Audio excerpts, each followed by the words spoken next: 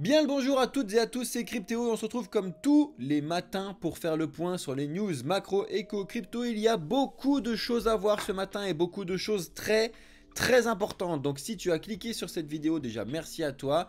Lâche un like s'il te plaît, c'est le meilleur soutien que tu puisses faire pour le projet. Ça te prend 2 secondes, mais pause, tu remontes, tu mets un like, tu mets un commentaire. Surtout n'hésite pas à poser des questions, surtout que ce matin là, pendant que tu regardes cette vidéo YouTube, je devais te poser beaucoup de sujets sur la table. Reste bien jusqu'au bout de la vidéo, on va voir ce qui se passe, le gros bazar qu'on a autour d'Atomic Wallet, on va voir tout ce qui se passe, on va refaire un petit bilan sur Ledger actuellement, ce qui se passe sur les CEX, on va voir ce qui se passe sur la loi influenceur, on va voir ce qui se passe sur multi-chain, gros souci sur multi-chain, et très gros sujet sur Binance, donc reste bien connecté pour voir tout ce qui va se passer au sujet de Binance et ce qui va se passer sur ce mois de juin que tu dois voir passer parce que c'est un gros bazar de ce que je pense là-dessus. Le minage aux États-Unis, un gros projet Sparklo à voir ensemble, l'XRP. La tokenisation immobilière, ça aussi c'est très important. L'idée intéressante de Phantom, le Litecoin à surveiller cet été, bref, énormément de sujets, donc reste bien jusqu'au bout de la vidéo. Et comme d'habitude, on commence avec la petite map crypto avec le Bitcoin sur le côté en 5 minutes. Et on va y venir juste 2 secondes dessus. Map crypto, aujourd'hui, on ouvre dans... c'est pas à jour ça. Attendez, pourquoi elle n'est pas à jour cette map crypto? Bon, laissez tomber la map crypto, elle n'est pas du tout à jour. Bref, bon, on va pas regarder la map crypto, on va regarder autre chose. Alors... on va regarder Bitcoin directement parce que ça pour le coup c'est à jour. Alors qu'est-ce que je voulais vous dire sur Bitcoin pour ceux qui débarquent et qui nous découvrent pour la première fois. Là on est sur le graphique de Bitcoin en 4 heures. Donc ça veut dire que chaque bougie équivaut à 4 heures. Ce que je vous dis depuis le début, depuis très longtemps, c'est que 2023 on devrait osciller entre les 20 000 et les 30 000. Enfin plutôt entre les 15 000 et les 30 000 $. C'est ce qu'on vous a dit depuis très longtemps. C'est ce que je vous disais sur mes réseaux avant qu'on monte le projet Blockchain Capital. Bref. Sachant qu'on a les points psychologiques importants des 20 000 et des 30 000 qu'il faut surveiller, vous le connaissez. Sur du moyen terme, on a les 28 720 qui sont toujours très importants à surveiller. Sur du moyen terme à la baisse, il faut surveiller les 25 000 et les 22 000. On va voir ça de très près, surveiller ça de très près dans les semaines, mois à venir.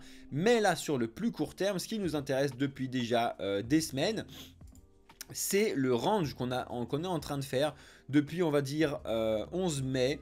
Donc ça fait quasiment un mois qu'on est en train de range complètement sur Bitcoin entre mes barres du 26 200 et les 27 200. Vraiment pour mettre le truc à peu près large, c'est ça. Parce qu'on a plusieurs fois des petits pics essayer de repartir au-dessus sans jamais vraiment les franchir à la hausse. Et parce qu'on a justement beaucoup de soucis à ce sujet. C'est mon Deadpool. Donc, je sais que vous avez fait un gros point avec Alex sur le Bitcoin et sur le trading. Donc, si ça vous intéresse, allez sur notre chaîne YouTube, regardez tout ça. Donc, Blockchain Capital 2023, comme d'habitude. Par contre, il est important de noter, si jamais vous vous êtes pas mis ces points-là sur votre graphique, ça peut être intéressant. Pas de conseil d'investissement, pas de rien du tout. Vous connaissez la chanson, vous connaissez un petit peu nos valeurs chez Blockchain Capital. Bref, en attendant... les 27 200 se sont avérés être un point vraiment très important, très intéressant à regarder sur du court moyen terme, en tout cas, justement pour l'instant. On le voit un peu moins en données 4 heures, encore que on voit bien que ça a bloqué 20 000 fois là, depuis ces derniers jours, pendant que j'étais un petit peu en pause, là, entre guillemets. Mais très important à regarder, surtout qu'il y a des bons rebonds qui se font. Comme vous l'avez dit l'autre fois, comme je vous l'avais dit l'autre fois, on avait essayé de les franchir à la hausse pour aller voir ce qui se passait aux 27 800. On n'est pas à retourner dessus. On a bloqué sur l'ancien plus haut, entre guillemets, des 28 200. Et là, maintenant, on est reparti à la baisse. Est-ce que là, c'est ce que je vous disais l'autre fois, est-ce qu'on est vraiment en train de valider cette tendance baissière que vous voyez de fond, là, depuis, en gros... ça me saoule ces pubs, faut que je me remette sur ce compte, à chaque fois je fais que de le dire. Depuis le 10 avril, on peut dire qu'on est quand même en train de commencer potentiellement une tendance baissière sur du moyen terme, à voir si on arrive à la franchir à la hausse ou pas. Pour l'instant, on est en train de créer voilà, des petits plus hauts qui sont de moins en moins hauts, des plus bas qui sont de plus en plus bas. À suivre, on va voir ça de très près et on se garde le Bitcoin en 5 minutes sur le côté, mais sur le côté, vous le voyez bien que là en 5 minutes, c'est beaucoup plus précis. On voit bien tout ce qui se passe autour des 27 200, du bazar qu'on a dessus, des rebonds qu'on fait stratégique et surtout de repartir en dessous. Et pareil pour les 26 898 que je vous ai mis, c'était incroyable. Le truc classique, c'est que tu pars à la baisse, tu viens rebondir dessus et tu repars à la baisse. C'est un truc à peu près classique, logique. Pour l'instant, donc à surveiller, tant qu'on est en dessous des 26 898, moi je pense qu'on devrait redescendre en dessous, pas de conseil d'investissement. On va voir comment ça fonctionne. En tout cas, restez bien connectés, regardez tout ce qui se passe là-dessus. Salut MyFry, le prochain support, je te l'ai mis là-dessus, c'est le 26 200. À voir comment ça se passe sur du moyen court terme. On va suivre ça de très près. Voilà, j'ai fait mes 5 minutes sur Bitcoin et on va maintenant passer aux news parce qu'il y a beaucoup de news très importantes. J'espère que vous êtes toujours là, ceux qui sont sur YouTube, parce que c'est maintenant qu'il faut suivre. Ce que je vais vous dire, c'est très important et on commence avec une énorme mauvaise nouvelle que moi je n'aime pas du tout. C'est le gros problème qu'on a eu ces derniers jours sur Atomic Wallet. Alors, pour cette news, vous devez déjà savoir ce que c'est que les wallets, mais ça j'espère que vous le savez au moins un minimum, la différence entre les softwares, les hardware, les desktops, les mobile wallets, etc. Toutes ces différences-là avec les problèmes de sécurité, ce que vous devez faire, pas faire, etc. etc. Vous devez connaître tout ça. Bref, Atomic Wallet, c'est un wallet d'ordinateur, donc c'est un wallet qui est en desktop wallet, donc un petit peu comme une application comme VLC ou n'importe quelle application que tu as sur ton ordinateur. Tu peux avoir tes crypto-monnaies dessus, etc. Et là, on a eu un gros problème qui a été relevé déjà depuis un certain temps. Donc tu vois que c'était déjà depuis le février 2010. On revient dans février 2022. On revient dessus parce que ça c'était il y a longtemps déjà qu'on avait dit qu'Atomic Wallet avait été audité par List Authority en disant qu'il y avait un problème depuis février 2022. Depuis plus d'un an du coup. Qu'est-ce qui s'est passé? Regardez. On le voit un petit peu sur Twitter. Vous savez que beaucoup d'informations se passent sur Twitter. Vous devez le savoir. Atomic Wallet a reçu donc le rapport qu'ils ont été compromis entre guillemets par des hackers et qu'il y a beaucoup de personnes comme toi et moi qui ont été hackées, qui ont vu leurs fonds disparaître. Alors on est encore au tout début. Alors ça c'était il y a 5 heures. Non, je ne sais pas si c'est à jour. Donc il y a eu beaucoup de wallets qui ont été drainés, donc qui ont été vraiment récupérés là-dessus, alors que c'est censé être des wallets du coup vraiment beaucoup plus sécurisés que les exchanges centralisés, etc. Parce que le but du jeu c'est d'avoir ces cryptos uniquement chez toi, à toi. On est encore en train de chercher ce qui se passe. Est-ce que c'est des erreurs d'utilisateurs? Est-ce que c'est des utilisateurs qui se sont fait hacker leur ordinateur et donc qui se sont fait hacker leur crypto? Est-ce que c'est vraiment le wallet qui avait des problèmes, etc. Il y a beaucoup de choses à voir là-dessus, sachant qu'Atomic Wallet c'est quand même un gros wallet qui fait partie du top 3 des wallets de desktop comme on a utilisé avec Exodus et avec Coinomi. C'est un petit peu les trois que je connais vraiment, que j'ai utilisé. Il y avait Jaxx Liberty, mais je sais plus où est-ce qu'il en est, Jaxx Liberty, bref. Qui sont des wallets desktop qui sont intéressants à utiliser. Ça c'est vraiment une grosse mauvaise nouvelle. Donc il faut suivre ça de très près, surtout si vous avez des fonds sur Atomic Wallet. Là le mieux c'est comme d'habitude d'aller les sécuriser, de les choper, de les mettre autre part. Alors surtout pas sur un exchange centralisé. Vous savez qu'il ne faut pas mettre sur les exchanges centralisés pour mettre sur du long terme, sur du moyen terme, etc. Ou vous le mettez sur un hardware wallet comme Ledger, Trezor, etc. Même ce qui se passe actuellement. Ou alors vous le mettez sur un Metamask ou sur un wallet sur un software, ou alors vous le changez, vous passez chez Exodus, etc. Sachant que c'est des choses qui vont vous coûter quasiment rien si vous utilisez les bonnes blockchains, donc c'est pas non plus un problème, ça vous prendra très peu de temps, c'est justement histoire de sécuriser le temps qu'on voit un petit peu tout ce qui se passe là-dessus. Si ça vous intéresse, vous devez suivre absolument le compte de ZachXBT, qui fait partie des gens qui sont très connus sur Twitter pour aller chercher les données on-chain de ce qui se passe actuellement. Donc lui, il a vu qu'il y avait pour l'instant, il a observé 2,8 millions d'USDT qui ont été perdus sur plein de différentes blockchains sur les Atomic Wallet. Donc il va falloir surveiller ça de très près. Et on continue. On savait depuis longtemps, quand est-ce qu'il avait mis ce tweet là, le 3 juin, il avait dit attention, bon bref, je vais vous passer les détails de comment il passe là-dessus, mais il disait qu'il y avait des gros problèmes de sécurité là-dessus, donc sur Atomic Wallet, sur Gladcos et sur Changelly Team. Donc on le sait, en fait, si vous cherchez un petit peu, à chaque fois, si vous regardez les news comme ça aujourd'hui, si vous faites un petit peu vos recherches comme d'habitude et que vous faites un petit peu vraiment un travail de fond de sécurité, normalement il n'y a pas de problème, d'accord? Par contre ceux qui font n'importe quoi, qui le laissent pendant 1000 ans sur un truc qui est complètement perdu, etc., etc., là vous avez des risques comme d'habitude, vous devez savoir tout ça les amis. Bref, En tout cas, gros souci sur Atomic Wallet, j'aime pas du tout ce type de news là, surtout quand c'est des wallets directement qui sont vraiment des wallets où vous avez directement vos propres, c'est vous qui gérez votre propre argent, etc. etc.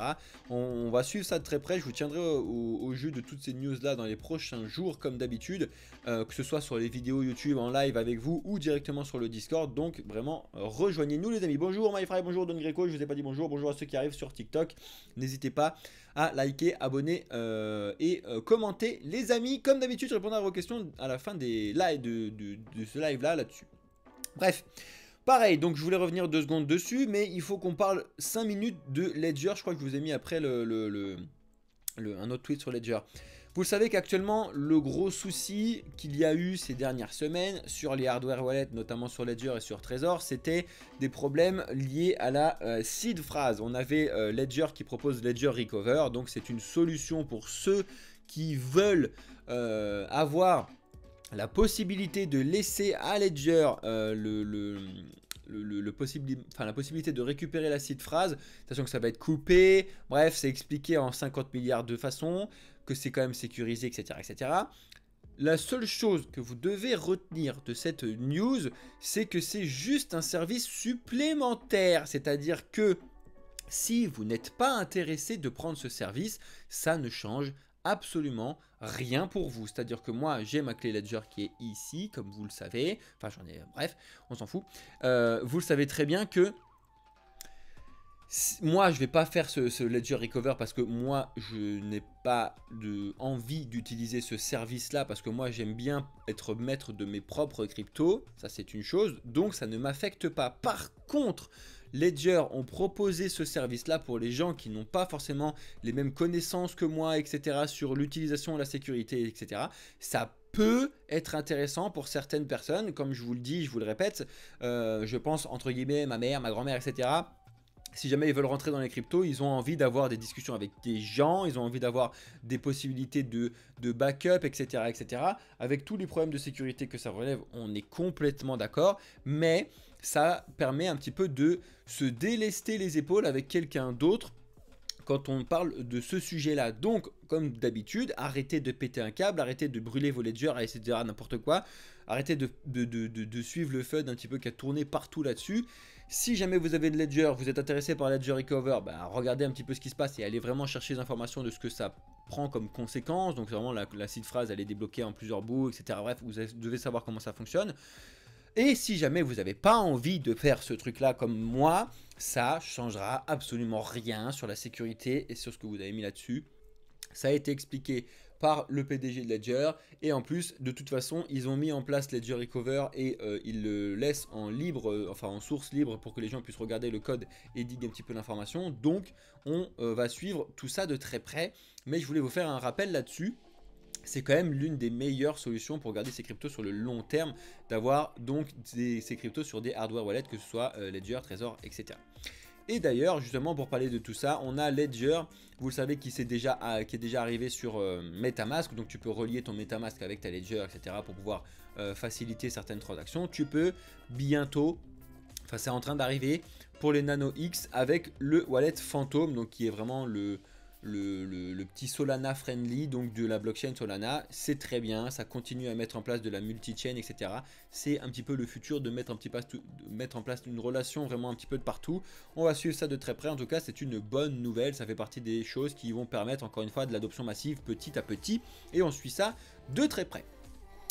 Ensuite, ça c'est pareil, c'est ce que je vous disais tout à l'heure, on a des volumes trading journaliers sur les exchanges centralisés qui sont au plus bas depuis 2020. Qu'est-ce que ça signifie?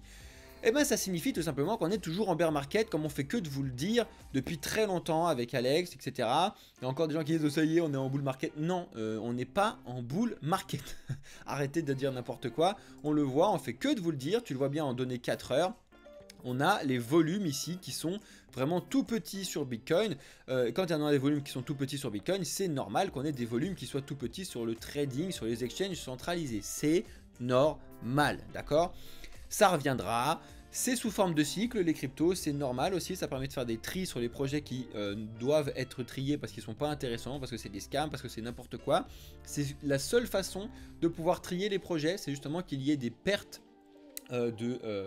de volume justement pour que ces projets-là ne puissent plus respirer, soient sous l'eau et meurent tranquillement, rapidement, et que les vrais bons projets restent, suivent et continuent de monter par la suite. Bref. Donc, quelle est la solution de ce que vous avez un petit peu là-dessus? Il ne faut pas oublier aussi que les exchanges centralisés, on les utilise parce que il faut savoir utiliser les services qui sont dessus, pas les regarder sur le long terme, etc. Boum, on les utilise pour pouvoir faire en gros du trading avec effet de levier sur les cryptos, on va pas se le cacher, ça c'est clair. Il faut aussi commencer petit à petit à apprendre à utiliser le trading et les échanges crypto sur les exchanges décentralisés. Si vous voulez avoir plus d'informations là-dessus, vous savez qu'on a Matteo qui est vraiment la personne chez Blockchain Capital qui s'occupe de la finance décentralisée, qui est juste le king là-dessus. Posez-lui les questions, venez sur le Discord voir un petit peu comment ça fonctionne et renseignez-vous sur comment ça fonctionne un exchange décentralisé. Ça n'a rien à voir avec un exchange centralisé, c'est beaucoup moins user-friendly, encore que ça dépend sur certains, mais vous devez regarder comment ça fonctionne au moins, et après vous choisirez comme d'habitude. Éduquez-vous, regardez et après vous choisissez si ça vous intéresse, oui, non, peut-être. Comme d'habitude, si jamais ça vous intéresse de regarder, de lire plus en détail toutes ces news là, je vous les mets dans le Discord tout à l'heure, comme d'habitude. Ensuite, ça y est, comme d'habitude, et ça c'est quand même une pseudo bonne nouvelle, on va dire, c'est que vous savez qu'il y a toujours cette petite guéguerre de savoir si les cryptos sont des securities ou des commodities. Donc parce que selon si c'est des securities, ça tombe dans la régulation de la SEC, donc c'est ce qui se passe actuellement, la SEC avec Gary Gensler qui fout le bazar de partout. Par contre, si c'est des commodities, ça tombe plutôt sur la partie de CFTC qui est un petit peu la petite sœur de la SEC, mais c'est complètement différent en termes de crypto et de régulation crypto, etc. Et pour le coup, il y a des lois qui commencent à expliquer que les cryptos ne seraient pas des securities et plutôt des commodities. Donc c'est un petit peu virer le flou qu'on a actuellement sur les cryptos aux États-Unis. Donc c'est en ce sens-là une bonne nouvelle, mais une mauvaise nouvelle dans le sens où, comme d'habitude, ils veulent mettre les cryptos dans des cases qui existent déjà, à savoir securities, commodities, etc. Alors que le système des cryptos en général et l'écosystème crypto va beaucoup plus loin que ça et quelque chose de complètement nouveau. Parce que justement, on peut parler de crypto-monnaie avec Bitcoin, Ether, etc. Mais on n'est pas obligé de parler de monnaie. Il y a plein de projets qui ne sont pas liés directement à l'aspect monétaire, qui sont là pour révolutionner, qui sont là pour porter une technologie, etc.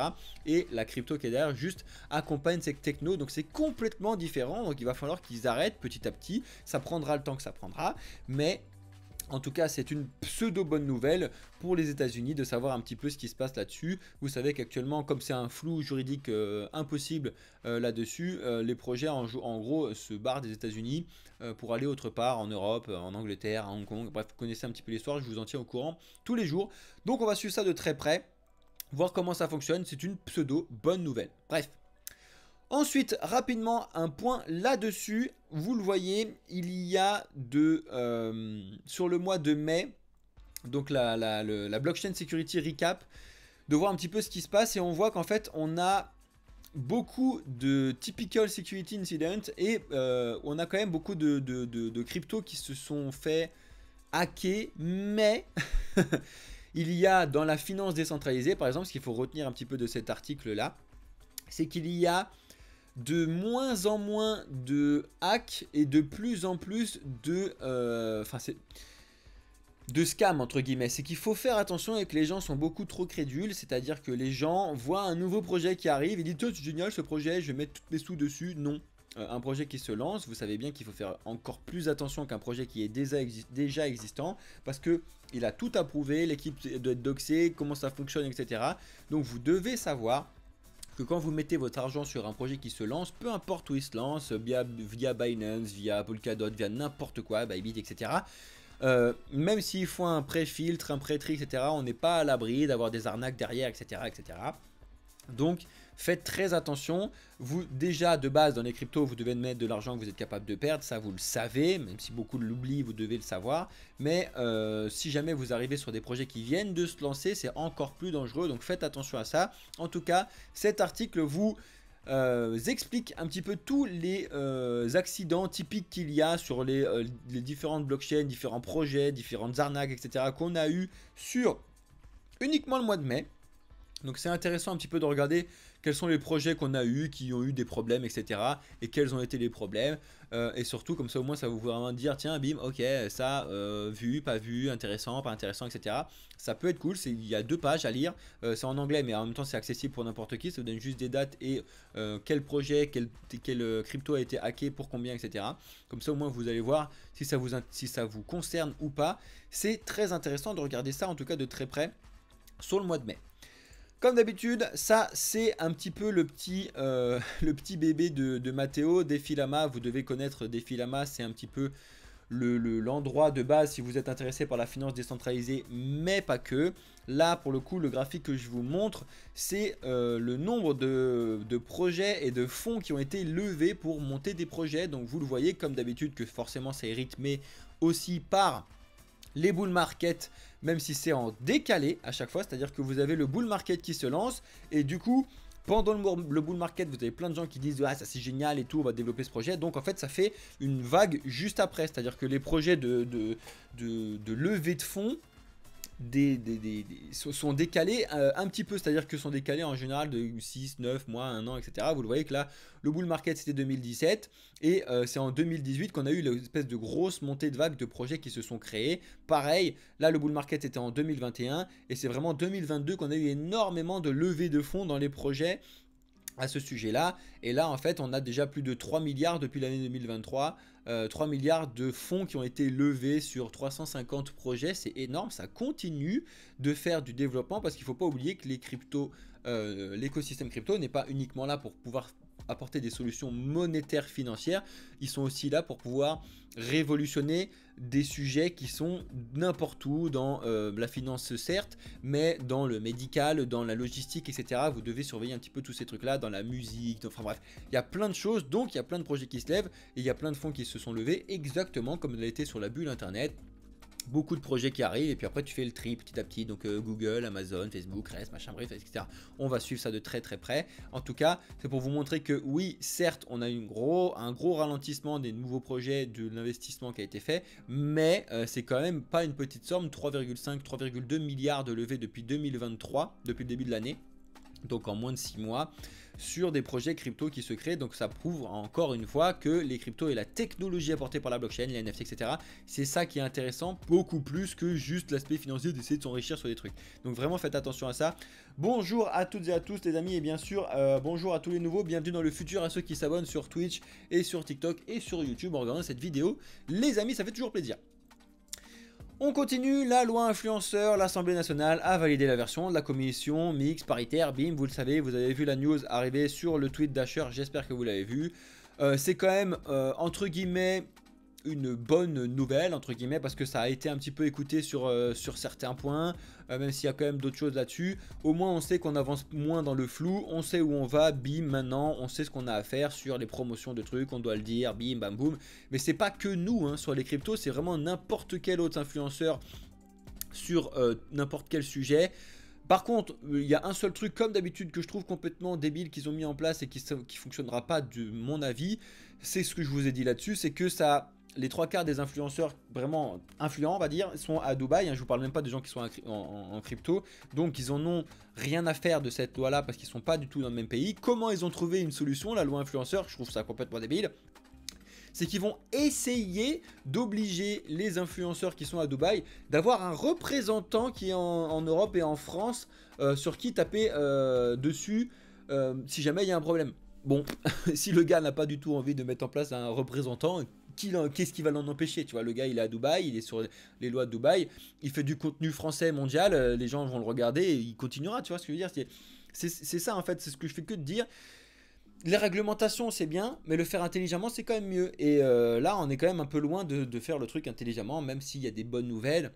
Il y a quand même encore, comme d'habitude, pour moi c'est toujours taper sur les tout petits, un petit peu comme nous, machin truc, etc. et nous embêter, alors que les gros ça changera rien pour eux. Les gros influenceurs, s'ils veulent continuer à faire des arnaques, etc., ils vont continuer à pouvoir le faire parce qu'ils sont pas en France et ça ne les... ils s'en foutent. Donc on va suivre ça de très près, mais en tout cas comme d'habitude, je vois pas un petit peu ce qui change. Bref. Alors ça, on va pas y rester longtemps, c'est juste si jamais il y a des geeks un petit peu parmi vous, des gens qui sont là un peu, qui s'y connaissent un petit peu niveau technologie dans le monde réel et qui peuvent voir un petit peu ce qui se passe dans le monde des cryptos.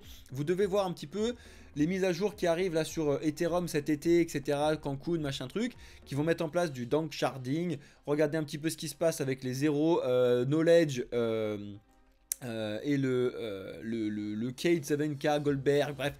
Tous ces trucs-là, vous devez regarder si jamais ça vous intéresse. Par contre, là, c'est des articles rapidement, mais après, vous devez chercher un petit peu là-dessus. Le dank sharding, c'est une technologie qui est, avec le proto dank sharding aussi, sur Ethereum, justement pour améliorer la scalabilité d'Ether. Donc, un petit peu comme vous savez, le trilemme de la blockchain. Bref, vous devez savoir ces trucs-là si ça vous intéresse. Ça, c'est vraiment juste un point pour ceux qui sont un petit peu plus déjà dans le développement informatique, etc. Vous devez voir un petit peu ce qui se passe là-dessus et vous rendre compte à quel point la technologie derrière la blockchain, derrière Ether, etc. C'est ça qui est vraiment très important à regarder. On continue avec le point sur multi-chain, parce que multi-chain, c'est un gros bazar, vous le savez. C'est un gros bazar de partout, parce que c'est ce qui a créé le bazar il y a 2 semaines, une semaine, sur Phantom. C'est ce qui a créé le bazar sur beaucoup de projets. Vous savez que Multichain, c'est un projet de bridge, donc de mettre en place des relations entre plusieurs blockchains, etc. etc. Là, pour l'instant, il y a ces 11 blockchains-là que vous ne connaissez pas forcément, mais en tout cas, ces 11 blockchains-là ont complètement été arrêtés de multi-chain. Donc la Keychain, PlubiChain, DynoChain, RedChain Lite, Dexit, etc. Bref. Ça, c'est une chose très importante. Déjà, vous devez aussi vous rappeler que vous avez Binance qui avait arrêté complètement de la part de Multichain toutes ces paires-là. Donc, si jamais ça vous intéresse, de la part de Multichain, ça a été arrêté. Vous savez que Multichain, c'est une histoire de bridge. Vous devez vous former un petit peu sur l'utilisation de tout ça. Ça, c'est vraiment pour ceux qui veulent devenir intermédiaires et experts et qui veulent rentrer dans le monde des cryptos plus que juste en faisant de l'investissement sur du long terme. Donc, si jamais vous êtes là sur le long terme, entre guillemets, ça vous impacte pas réellement, mais il faut quand même regarder le bazar qu'il y a sur Multichain, surtout que là actuellement le PDG de Multichain reste introuvable. Il y a 1,3 milliard qui sont bloqués du coup dessus. C'est un peu une catastrophe. Il y en a qui se posent des questions, est-ce qu'on est sur du FTX bis avec du SBF? On va vous tenir au courant de tout ça comme d'habitude, que ce soit sur le Discord en direct ou alors sur mes news, etc. comme d'habitude. Mais en tout cas, c'est très important à surveiller. Ça fait partie des points un petit peu sombre de ce qui se passe dans le monde des cryptos. Il faut le savoir, il faut voir comment ça fonctionne et savoir échapper à tous ces trucs là et savoir sortir un petit peu avant. Bref, pareil, je voulais vous montrer aussi ce petit tweet là à ce sujet là. Salut Mister Rabbit, comment tu vas? Tic tac tic tac tac. Est-ce que c'était la même truc là-dessus? Ah non, là on change de sujet, excusez-moi. Donc voilà, c'était pour revenir sur Binance. Mais bref, sur le multi-chain, il faut vraiment faire très attention de ce qui se passe actuellement. Si jamais vous avez déjà touché de près ou de loin à multi-chain ou au blockchain que je vous ai montré, vous devez regarder un petit peu ce qui se passe, c'est vraiment très important. Et côté de Binance, vous le savez que le bear market est toujours présent. Déjà l'été 2022, on avait eu des grosses masses de projets qui licenciaient beaucoup, hein, vous le saviez, Kraken, bref, c'était surtout sur les exchanges centralisés à cette époque-là. Et là, ça affecte également Binance. Là, on a Wu Blockchain qui fait un petit étal de ce qui se passe. Ils sont plus de 8000 à travailler là-bas. Pour l'instant, ils devraient potentiellement peut-être virer jusqu'à 20% de tout ce qui se passe, de tous les gens qui sont chez Binance. Donc, c'est pas tout petit, hein. Donc, on va voir ça là-dessus. C'est à suivre vraiment de très très près de ce qu'ils vont annoncer chez Binance. C'est juste comme d'habitude les soucis qu'on a déjà du bear market, les soucis énormes qu'il y a à côté de Binance, de partout, d'essayer de se réguler en France. Vous allez voir juste après les soucis qu'il y a eu sur le BNB, les soucis que les gens utilisent de moins en moins les exchanges centralisés. Si les gens utilisent de moins en moins les exchanges centralisés, bah du coup ils ont de moins en moins de revenus chez Binance, etc. etc. Donc quand tout va bien, bah, ça va bien, mais quand tout va mal, il faut trouver des solutions. Et là, les solutions, c'était de licencier. On n'est quand même pas dans des beaux jours, entre guillemets, mais vous le savez depuis très longtemps. Ceux qui après se mettent les mains sur les yeux en disant « mais non, tout va bien se passer », ben, arrêtez de vivre dans le monde de bisounours. On fait que de vous le dire, un bear market, ça se passe comme ça. Moi, c'est déjà le deuxième que je vis, donc je sais comment ça se fonctionne. Et c'est un petit peu ce type de mauvaises nouvelles là-dessus qui tombent souvent. Donc voilà, c'est ce qu'ils vous disent là-dessus sur The Block. Je vous montrerai l'article si ça vous intéresse de ce qui se passe un petit peu en termes de virer les gens. Bref, et ça, c'est la grosse mauvaise nouvelle côté Binance que je déteste. C'est vraiment le Binance qui essaye d'être le plus état-friendly possible. C'est vraiment très fatigant, je trouve, à force. Qu'est-ce qui se passe? C'est que tu as des services dans les cryptos actifs en général qui sont par exemple, donc vous le savez, Bitcoin pour pouvoir mettre en place une valeur refuge, Ether qui permet de construire des projets dessus, etc.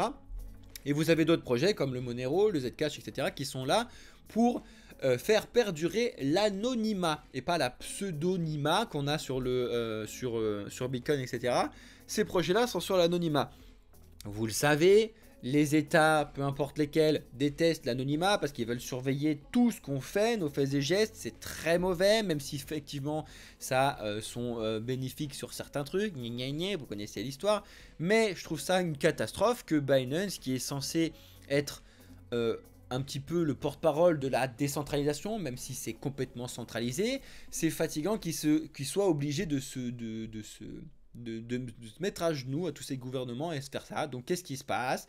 Voilà, et ils sont en train de mettre en place ce qu'ils appellent anonymat renforcé. Ils font référence aux crypto-monnaies dont les transactions sont difficiles voire impossibles à tracer, comme le Monero et le Zcash qui sont les plus connus, mais les autres, donc le DCR, le Dash, le Zen, le PIV, le NAV, c'est très fatigant, c'est très fatigant. Excuse-moi monsieur Rabbit, bah écoute, ça va nickel, ça va nickel. Ça va nickel. Avec des grosses news ce matin, hein. Tu regardes là en ce moment là-dessus sur le truc de Binance, mais ça je trouve ça catastrophique. Le BIM, le FIRO, enfin c'est des projets qui sont vraiment exceptionnels, qui proposent vraiment des vraies solutions d'anonymat et tout, qui sont très intéressantes. Et de les enlever de Binance, là, bon, bah, ça va faire juste de moins en moins de volume. Mais encore une fois, comme d'habitude, il faut juste passer à autre chose. Et puis, on l'utilisera autre part. Il y a toujours les exchanges décentralisés qui ne peuvent pas taper dessus, etc. etc. C'est encore une fois essayer de mettre des coups d'épée dans l'eau. Et c'est vrai que c'est un peu fatigant que Binance tout le temps essaie de se mettre au régulateur. T'as l'impression en fait que bah, c'est l'État qui est derrière Binance finalement. Parce que tu as l'État qui dit un truc et Binance fait oui, d'accord, je vais le faire, je fais ça tout de suite. C'est vraiment compliqué. Mais d'un autre côté, il faut aussi les comprendre dans le sens où en fait sinon ils vont se faire interdire et ils pourront plus rien faire. Donc en gros ils sont obligés de réguler un petit peu. Donc il y a un peu du pour du contre. En tout cas moi je trouve ça mauvais. Même s'il y a plein de gens, vous avez votre avis, c'est débattable, on pourra discuter de tout ça. Bref. On a encore le news à voir, les amis. Désolé, la vidéo est un petit peu longue sur YouTube, mais non seulement un petit peu longue, mais très importante. Comme le dit Monsieur Rabbit dans ses vidéos, c'est une vidéo qui fait 10-15 minutes. On est déjà à 30 minutes de vidéo. Bref, on revient là-dessus. Ça, c'est important pour les mineurs aux États-Unis. Vous saviez que Biden était en train de dire qu'il fallait taxer de 30% tous les mineurs, en plus déjà des taxes qu'il y a sur l'électricité. Bref, complètement mauvais, hein, complètement débile comme loi. Regardez-le, et c'est complètement abandonné et ça fait plaisir. Les mineurs qui sont au Texas, etc. ne vont pas payer ces 30% de taxes qui étaient complètement aberrants et qui injustifiés. Donc ça c'est une bonne nouvelle côté minage. On continue. Alors ça, je vous inviterai à aller le regarder. Moi je vais aller regarder un petit peu de plus près ce projet-là. Le Sparklo, je voulais juste vous le montrer. Comme d'habitude, surtout pas de conseil d'investissement, vous faites ce que vous voulez. Le Sparklo est en train de faire une levée de fonds. C'est un projet qui peut être intéressant en termes de technologie et d'innovation qu'ils sont en train de faire là-dessus. L'idée, comme vous le voyez dans ce petit paragraphe là, c'est une plateforme d'investissement qui permet en fait avec une technologie liée au NFT d'offrir une solution de propriété fractionnée sur des métaux précieux comme l'or, l'argent, etc. Donc c'est encore une fois un petit peu de la tokenisation, donc de lier du réel avec du virtuel. Je trouve ça vraiment très intéressant. Donc allez regarder ça de plus près si ça vous intéresse, si vous êtes axé sur l'or mais que vous n'avez pas envie d'avoir tous les problèmes liés à la sécurité d'avoir de l'or chez soi. Regardez un petit peu tout ça. N'oubliez pas, avant d'aller bêtement directement dessus, faites des recherches, c'est qui l'équipe, etc. Vous connaissez un petit peu comment il faut Dior, tout ça. Salut Soma. On continue avec, voilà, sur le Sparklo, c'est ce que je vous dis là-dessus. Donc si jamais ça vous intéresse, vous savez qu'ils sont en train de faire une levée de fonds. Bref, je vous mettrai le tweet et je vous mettrai toutes les informations dans le Discord comme d'habitude, les amis. Ensuite, alors ça c'est très important, on parlait d'XRP tout à l'heure. Vous le savez que c'est toujours la juge Torres qui a entre ses mains la décision finale de savoir si c'est XRP qui gagne face à la SEC ou pas. Ça peut tomber aujourd'hui, demain, dans 6 mois. Et là, justement, on a eu un gros sujet actuellement. Les experts disent que c'est pour le mois de juin, là, qu'on va avoir vraiment la décision de la juge Torres qui va tomber, d'accord? Alors, c'est des rumeurs, hein, donc faites attention à tout ce qui se passe là-dessus. En attendant, les rumeurs disent que le XRP va gagner, vous le savez depuis très longtemps. Il y a de fortes chances que ce soit ça parce qu'elle l'aurait déjà dit dès le début, sinon pour justement casser un petit peu l'écosystème des cryptos. Mais il faut choisir le bon moment pour le dire. En tout cas, des experts disent que ça va arriver d'ici le mois de juin, donc c'est là maintenant. On va voir comment ça se passe, on va suivre ça de très très près. On vous tiendra bien évidemment au courant, partout, en live, sur Discord, etc. À suivre, le XRP, comme vous le savez, c'est un projet qui permet de répondre à la norme ISO 20022, à savoir de remplacer le système SWIFT interbancaire et donc de pouvoir faire des projets qui sont liés sur de l'échange interbancaire, donc ça aussi le plus stable possible, donc on fait que de vous le dire. Par contre, comme Alex vous le dit depuis très longtemps, le XRP c'est quand même une technologie qui a été bloquée pendant des années à cause de ce procès là. Il y a d'autres projets comme le HBAR notamment, etc. qui sont des projets qui ont bien pu se développer sur la norme ISO 20022 que vous devez surveiller de très près. Bref, on reviendra là-dessus. En tout cas, si vous êtes intéressé par les projets pour remplacer le système SWIFT, ne mettez pas toutes vos billes dans le XRP, même si le XRP peut être intéressant, etc. Vous devez à chaque fois diversifier vos investissements et regarder ce qui se passe. Vous tapez ISO 20022 Project et vous verrez qu'il y a XRP de Ripple, vous savez qu'il y a le HBAR, vous savez qu'il y a bref, Algorand, etc. Bref, vous regardez un petit peu tous les projets qui sont là-dessus et qui répondent un petit peu à ça. Justement, on parlait de tokenisation tout à l'heure. Je vous invite vraiment à regarder cet article qui fait, allez, 2-3 pages en français, pour ceux qui sont comme d'habitude, sur CoinTribune, pour que vous puissiez vous rendre compte à quel point c'est important la tokenisation déjà de base, mais la tokenisation sur la partie immobilière. C'est vraiment, vraiment très important. Et restez bien connectés sur le projet Blockchain Capital en général, parce que ça fait partie des endroits vers lesquels nous on a des valeurs et on veut vous proposer des solutions technologiques à ce sujet. Donc vraiment regardez comment ça fonctionne, regardez à quoi ça correspond, c'est très important. Salut Mozart. On continue avec Fantom. Si vous ne l'avez pas vu, sur les développeurs qui sont là pour développer des projets sur le projet Fantom, ils ont mis en place cette chose-là que je trouve vraiment très intéressant, à savoir que les développeurs, quand ils vont faire un projet développé sur Fantom, 15% des gaz fees, donc qui sont sur quand on va faire des échanges et de l'utilisation de leur projet, vont leur être rétribués à eux. Et ça, c'est une excellente nouvelle pour pouvoir un petit peu faire un système de royalties comme Monsieur Rabbit connaît très très bien sur la partie des NFT, qui est même beaucoup très controversé entre Blur et OpenSea. Bref, en tout cas, vous devez regarder ça si jamais vous êtes développeur. Ça peut être intéressant plus que d'aller sur Ether ou je sais pas quoi, d'aller voir un petit peu ce qui se passe en termes de construction sur la blockchain Fantom, parce que votre projet pourra rapporter pour continuer le développement du projet directement si les gens l'utilisent grâce au système qu'ils ont mis de gas monetization, un petit peu comme le font YouTube, Twitch, etc. Pour monétiser ces trucs-là. Je trouve que c'est quelque chose de très intéressant à suivre de très près, même si Fantom a eu certes des problèmes avec multi-chain, vous le savez, certaines semaines. Ça, c'est vraiment des grosses news très importantes et très intéressantes sur le projet. Ensuite, on va parler de Litecoin. Litecoin, vous le savez, je m'étais trompé, c'est pas au mois de juillet qu'on a le halving de Litecoin, ce sera aux alentours du 2 août 2023, donc le halving, quand vous en parlez sur le halving de Bitcoin, etc. Mais le Litecoin, vous devez connaître un petit peu l'histoire de Litecoin. Bref, je vous en ai déjà parlé 20 milliards de fois. En tout cas, on a un bel engouement sur Litecoin en ce moment.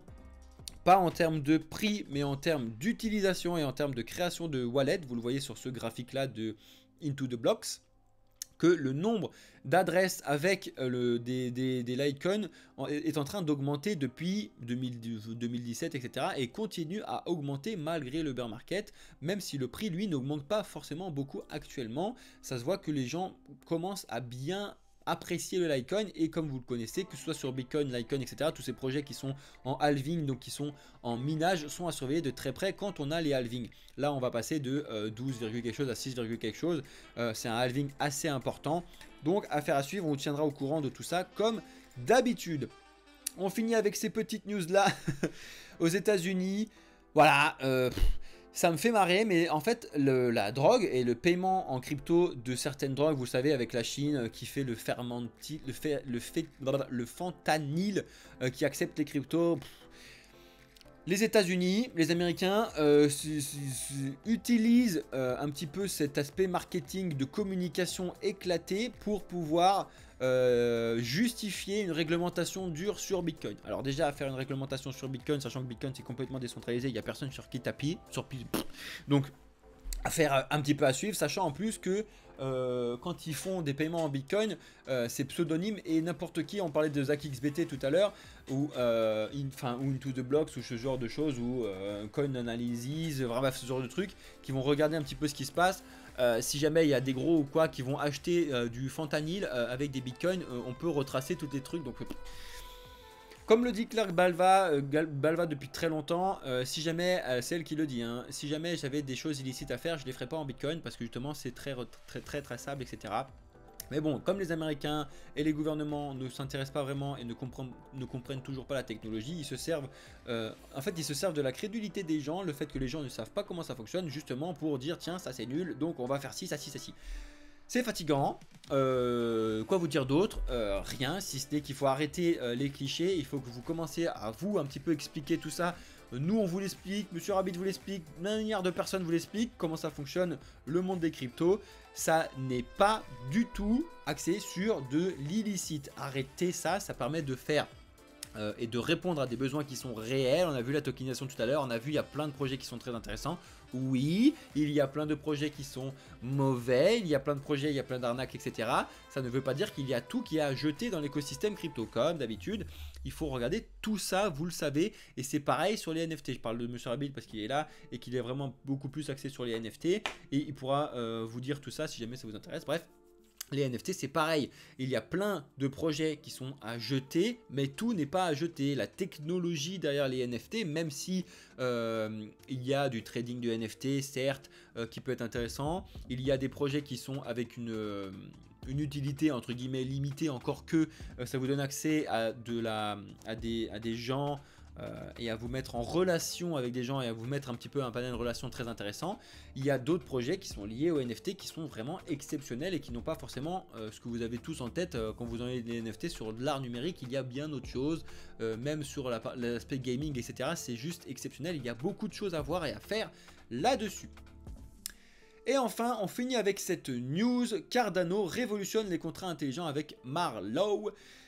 Vous le savez, Cardano, ADA, depuis l'été 2022, quand ils ont un petit peu sorti l'idée, le projet avec Hydra, avec le gros projet de mettre en place du 1 million de transactions secondes, c'est juste exceptionnel comparé à Ether ou quoi qui sont en train de viser les 100 000 transactions à la seconde. C'est juste des projets que vous devez regarder, même si, comme d'habitude, pas de conseil d'investissement, vous devez regarder ce qu'ils proposent. Et là, pour le coup, c'est une innovation, le projet Marlowe, sur la partie des smart contracts, donc des contrats intelligents, qui a un langage spécifique, etc. Je vous invite vraiment à lire cet article-là. Pour le coup, ça, je vous l'invite à le lire. Ça prend une page. Vous allez voir un petit peu ce qui se passe avec les différents liens que vous pouvez avoir là-dessus. Si ça vous intéresse de regarder un petit peu ce qui se passe sur l'écosystème Cardano avec l'ADA, il y a beaucoup de choses qui se passent et vous devez voir ça. Au moins, vous devez vous renseigner. Encore une fois, ça, c'est pour ceux qui veulent être intermédiaires experts dans l'écosystème crypto, qui ont du temps à passer dessus, qui ne sont pas juste là pour mettre de l'investissement sur le long terme. Vous devez regarder ce qui se passe là-dessus, c'est vraiment très intéressant et ça vous fera prendre conscience de la technologie qui est vraiment importante et qui est mise au centre de tout ça, plus que juste la spéculation comme d'habitude. Voilà, on a fini le point sur les news, les amis. Donc si jamais vous êtes arrivé jusque là sur YouTube, j'espère que vous avez lâché un commentaire parce que là vous avez plein de questions à me poser normalement sur plein de sujets que je vous ai mis, des avis, des choses, etc., des liens, des machins, des trucs. Lâchez-vous dans l'espace commentaire comme d'habitude, lâchez-vous sur les likes, lâchez-vous là-dessus. Et j'espère que cette vidéo vous a plu, qui a fait 10-15 minutes pour reprendre les propos de Mr Rabbit. Merci à toutes et à tous d'avoir suivi cette vidéo YouTube. Je reste avec vous, ceux qui sont sur Twitch et sur TikTok en direct pour répondre un peu à vos questions pendant une dizaine de minutes. Merci beaucoup, c'était Cryptéo pour le projet Blockchain Capital. Je vous souhaite à toutes et à tous une excellente journée. Ciao les amis!